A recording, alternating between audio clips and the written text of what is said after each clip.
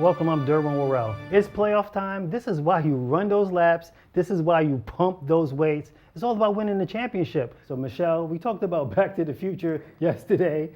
I think they might have got their dates wrong because right now the Mets are unstoppable. They have a 3-0 series lead and Cubs have to win. But the Cubs aren't out of it. The Cubs aren't out of it. They're not out of it, but I have something for you. Yes. In the history of Major League Baseball, there's only been one team, this is over 100 years, one team that's ever come back from a 3-0 deficit. Was it the Red Sox? It was the Red Sox. And the Cubs don't look like the Red Sox right now. Basketball lovers have a saying, basketball is life. Well, tonight that's true because tonight is all we're going to be talking about. Basketball, public schools kicking off the season. South Hagerstown started this one off and they were happy to be home. First quarter, Rebels down by 2. Erica Bowens, she will hit 2 of her 5 points on the night, and we are tied early in this one. Still in the first quarter, Rebels up by 1. Keegan Hill, she pops and drops. She had 11 in the contest. Second quarter, Rebels are up by 3, and Nia Ware, she's going to let this one fly. Rebels have a 5-point lead. Sounds like being a good guy seems much better than you ever think it is. Who says nice guys finish last? Don't tell that to Brandon Grooms. The Hagerstown Suns bat boy was selected by the South Atlantic League's umpires as the best bat boy of the year. Brandon's courtesy, dedication, and thoughtfulness towards others has carried him a long way. Umpires loved him. He would always be like to them, like, hey, what do you need in service and everything. And it's just amazing how great that kid is. For the umpires, they need like free baseballs, I give them 4. If it's 4, I give them 5. If it's 2, give them 3. This is Brandon's first year as senior bat boy. Prior to this, he tried his hand as the Suns mascot. To take him on as a bat boy this year, that's a big responsibility and everything. And he gets to know some of the umpires and everyone through the league, so it was a real honor for those umpires throughout the South Atlantic League to vote for him to be the best bat boy. You will always find Brandon hustling. He loves his job and enjoys being around the players. And when the guys need it, he tries to give them a pick-me-up. There's a couple times that we were in the clubhouse and like quiet and stuff, and he would come with motivational stuff, and it's just amazing what a beautiful soul he is. Brandon has experienced different obstacles in his life. He lost his father at an early age, and he spent the last 4 years in a group home. So to him, the Suns are his extended family. He was brought up in a tough situation, but he's made the best of it. And it's great. It's a lot of them take him under our wings.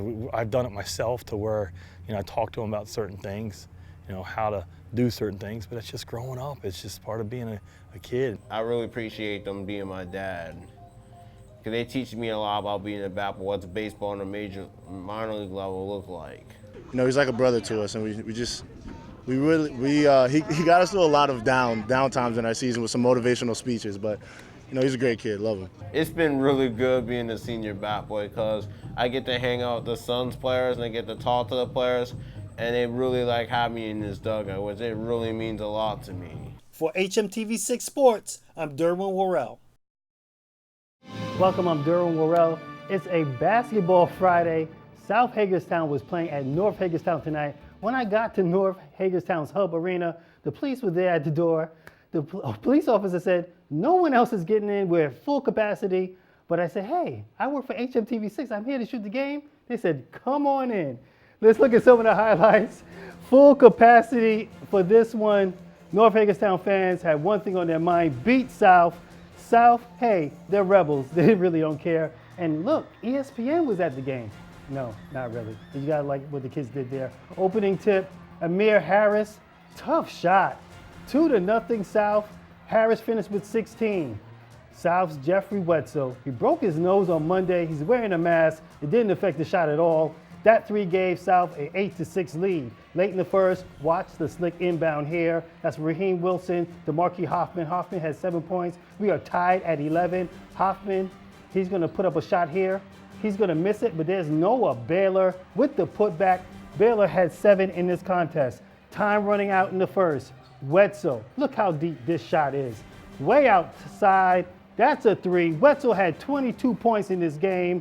But look, as North runs back down to beat the buzzer before the end of the first quarter, Excellent first quarter, but South, they were trailing at the half. They come back to win this game by 3. Wetzel had a big hand in this. South scored like the last 11 points of this contest. They come away with a big victory. Also, Boonesboro wins tonight, and Williamsport, they lose to Clear Spring. On the women's side of things, North Hagerstown, Coach Kathy Parsons gets a victory, 65-34.